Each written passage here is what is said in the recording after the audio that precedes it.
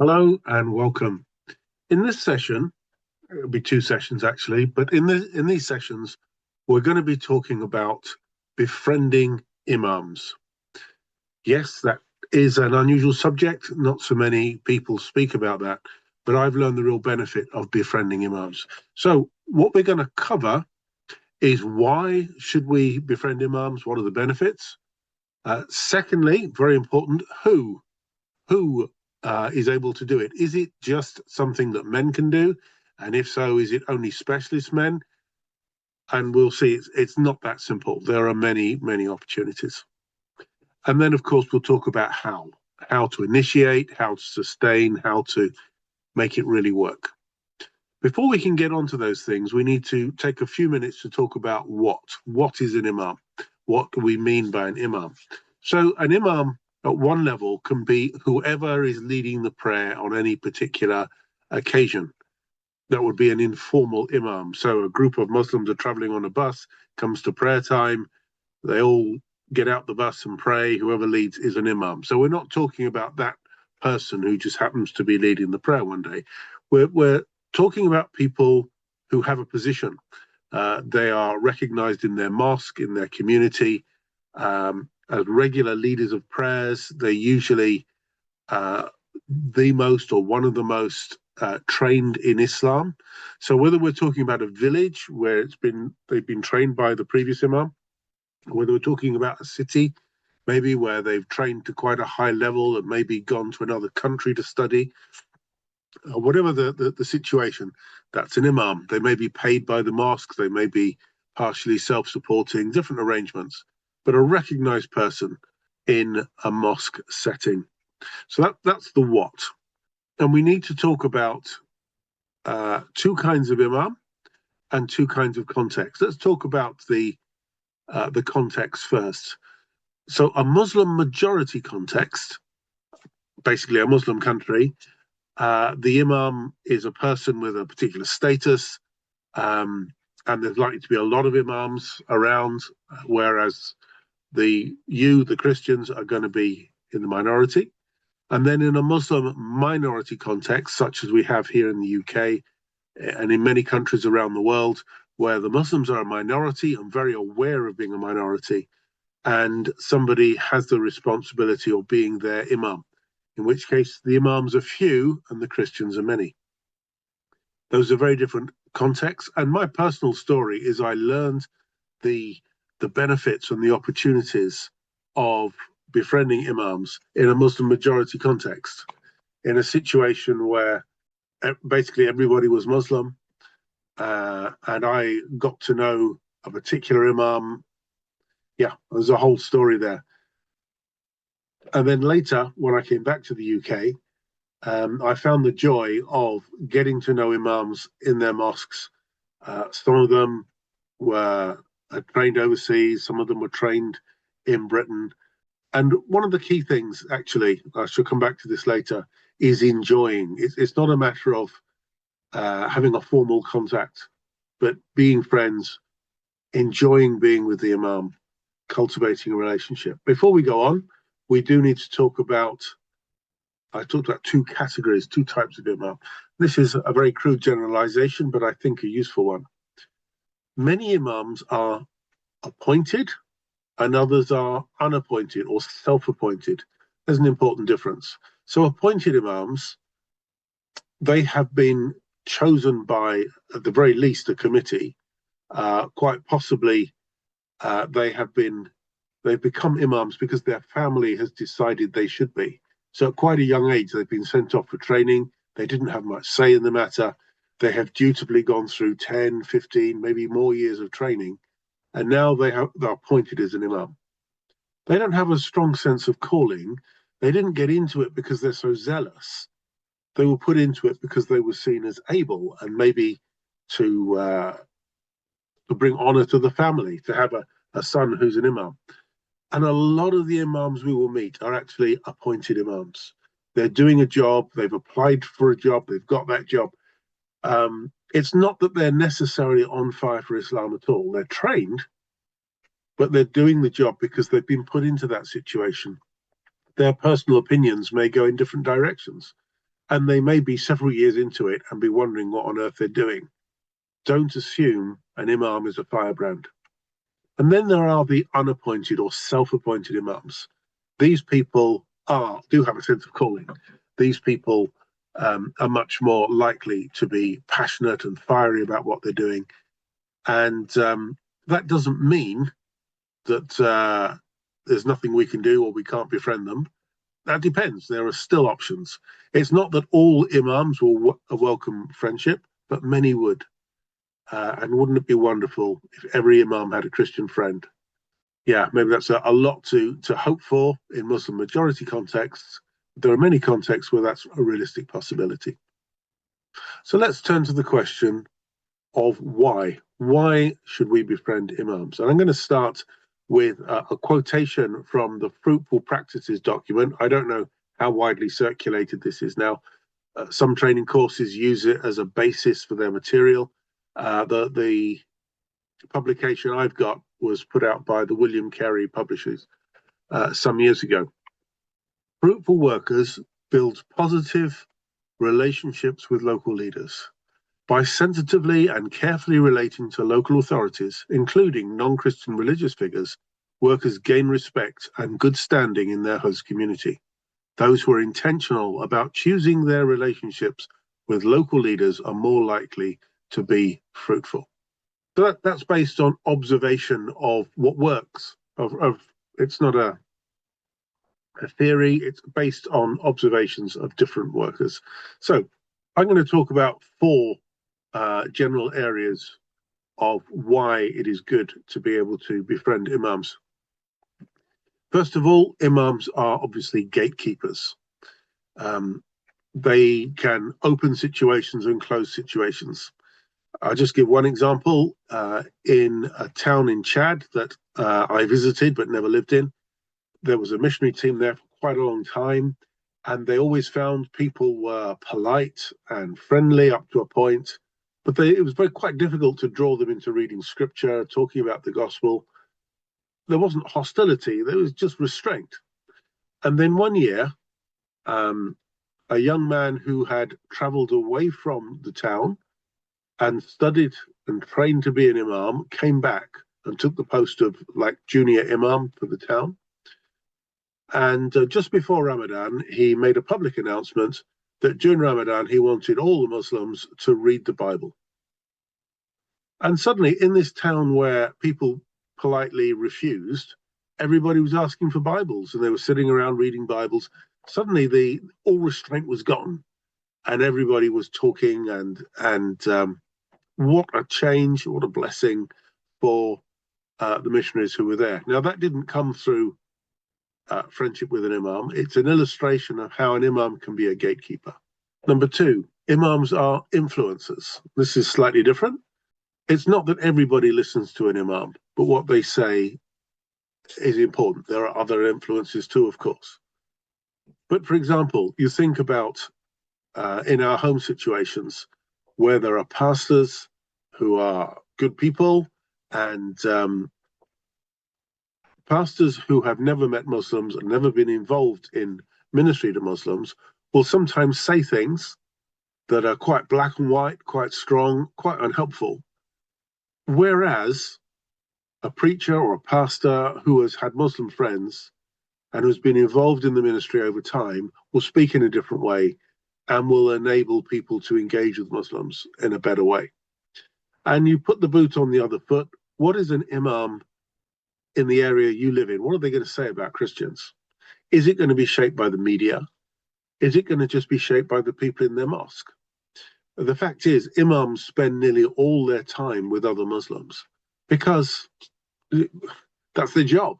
All the time they're getting input, they're getting pressure, they're getting all kinds of things from their community.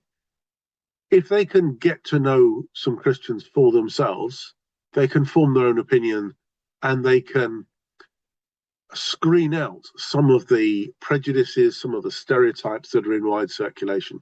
Otherwise, they're very vulnerable to the sort of stereotypes that are out there in the Islamic media about Christians in general. So just at the level of giving them a good impression of Christians, let them meet some real Christians, be that real Christian.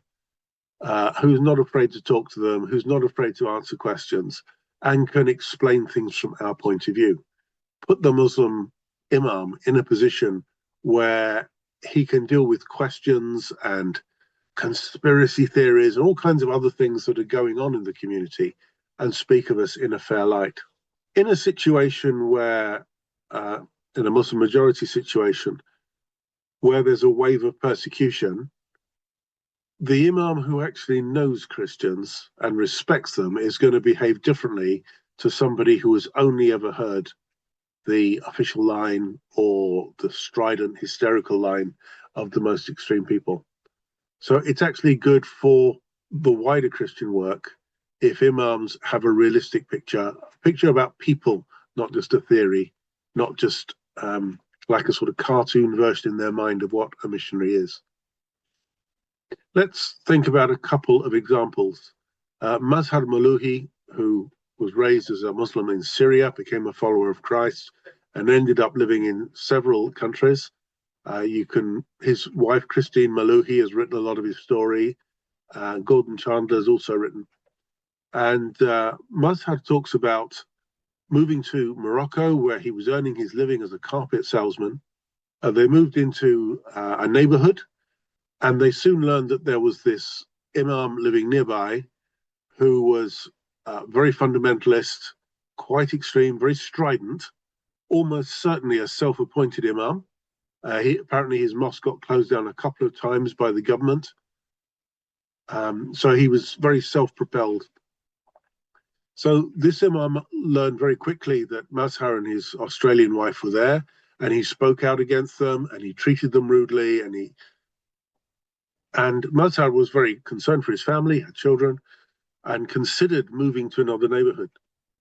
But then, meditating on the Sermon on the Mount, which so often he comes back to, he said, no, we are called to love our neighbors and even to love our enemies. We will stay. And they work really hard at being good neighbors in the community. And whenever they had an opportunity to help someone out, they did.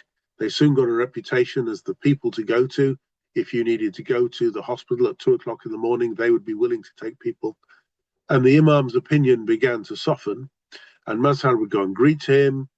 And in the end, they invited him to their home, and they ate food together, and they talked about life and politics and sport and all the things that are going on. And they formed a personal relationship. And they became friends over periods of 2 years. And during that period, towards the end of that period, a young woman who had met Mazhar's wife came to the house. And for a long time, Christine had been trying to encourage her to read the gospel, and she'd just refused. And then she came and she said, I really want to read the gospel. And they said, oh, well, that's a change. What happened? And she said, well, I went to the imam and I asked him, would it be okay for me to read the New Testament? And he nodded and said, yeah, they're good people. You can go to them. He literally opened the door for her. And Mazhar makes a remark, I don't think it was about the young woman, somebody else, that there was a man from the imam's congregation who went on to become a very strong Christian. So imams are influencers, befriend them, it can create opportunities. I want to speak of another one. I won't say which country or which city, but this particular imam had an inherited position. The position was chief imam for a 100% Muslim town. I don't know how many situations around the world have inherited imams, but this one did. And I knew him when he was training to be a school teacher. His older brother was trained and groomed and prepared to become the next imam, and in due course he was. But then shortly after taking the position, he was killed very tragically in a road accident. And then my friend, let's call him Abu Mariam, my friend Abu Mariam found himself made imam. So he was an unprepared appointed imam. And I visited him from time to time, and there were a few Muslim background believers in that town, and there was a small church made up of people who were different ethnic group, different background, from a long, long way away. And a young man who we all called Thomas in that town, for some reason, got interested in the Christians. And he went along to the church. He had a level of French that he could speak with them. He decided to join them, and he accepted instruction. He took baptism. He learned to sing the hymns, and he'd be sitting there in the front pew every Sunday. And they didn't give him any special training because of his Muslim background, and they didn't prepare him for persecution. Anyway, the family, my guess is the family thought this is just a phase he's going through, we won't do anything about it. But in the end, they lost patience. And so they called in members of the family who were policemen and such like, and they arrested their son. They couldn't take him to court because he hadn't broken any laws, but they threatened him with armed men from the family, and then they took him to the local imam. And the local imam thought he was a little bit out of his depth here. It's technically a secular country, but so they went together to the chief imam, who was my friend. And the family railed against their son and accused him of all kinds of things. And the Imam Abu Maryam, he sat there listening. And then when they'd finished, he said, okay, listen to me, young man. You want to read the Bible? That's fine. Look, here's my Bible. And he held it up. I read the Bible too. But I want you to go home and read your Bible quietly at home without embarrassing your family by going along to the church. That was a really surprising outcome. The family hadn't expected it. Thomas hadn't expected it. And the story carries on. But that was an imam who had a personal acquaintance with Christians. And even when people were quite fired up, he took a different line. I think generally when you're getting to know a Muslim community or people in that community, it is no bad thing for people to know that you are an associate of the imam and that the imam knows who you are and that he eats with you. I suppose there might be some seekers for whom that would be a problem, but I haven't particularly encountered that. But rather, it's a thing of whether you are a respectable person, a safe person in the community. And that's another way in which being associated with an imam, their influence working on our behalf. Okay, reason number 3, and this may be one that people are not expecting.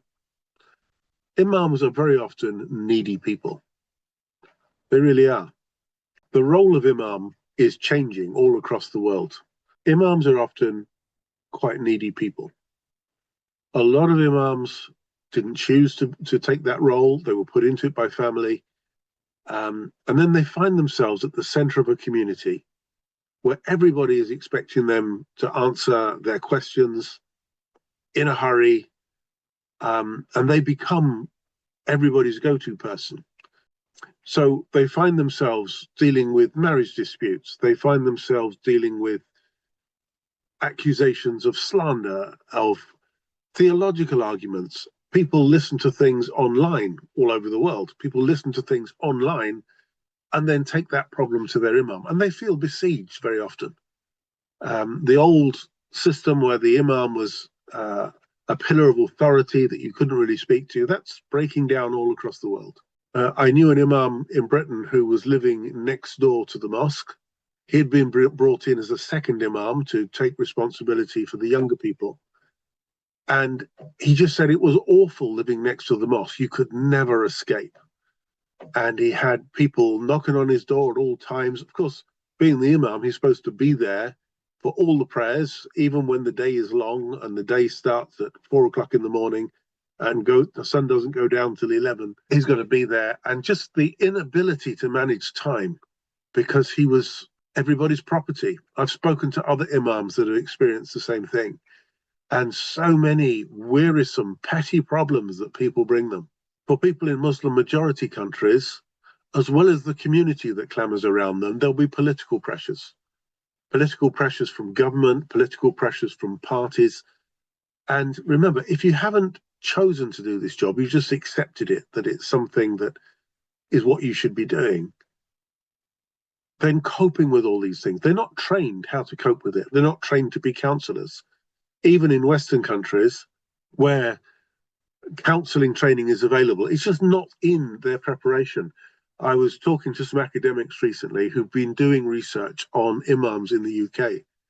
And one of the biggest needs they flagged up is that we have not been trained for the needs that we're facing. And a lot of them are very interested in finding an Islamic version of a counseling course. But it's an indication of them being out of their depth and therefore being needy people. I remember sitting there was an imam I used to visit, sit in his office, and after we'd exchanged, pleasantries, he would say, I think we Muslims, should all work together and respect each other and collaborate. Yet there's a mosque across the road. They won't even talk to me. They regard me as an unbeliever. Can you believe it? That's a needy person. I think of another imam that I used to visit and used to eat with. And he told me, he said, some people accuse me of not being a faithful Muslim because I don't take part in the celebrations, the march through the street to celebrate Muhammad's birthday. That doesn't mean I don't love Muhammad, he said, but why do people talk about me like that? And you see, as a Christian, you are outside of all the arguments and the disputes that are going on. If we can be respectful, if we can be friendly, if we can be listeners, we provide a release that nobody else can. Anything they say within their community is going to get repeated. They're needy people, and they appreciate people who they appreciate respectful people who take an interest in their welfare. And many of them need a friend. And wouldn't it be great if every imam had a Christian friend? Fourth reason, and you're probably wondering why I haven't done this one first. The fourth reason is simply that the gospel is for imams as much as everybody else. The imams are not necessarily the hardest people. They may be the best informed, but they're not the hardest Muslims. They're not the most zealous Muslims, apart from some of those self-appointed ones. They're the ones who are weary of the overzealous Muslims that are pushing them to do other things. But I come back to, the gospel is for all people. The gospel is for the imams as much as for the fanatics, as much as for the backsliders, and for the many Muslims who've given up on Islam. But the gospel is for imams too. Let's never forget that. The potential for their witness is amazing. What a testimony to have.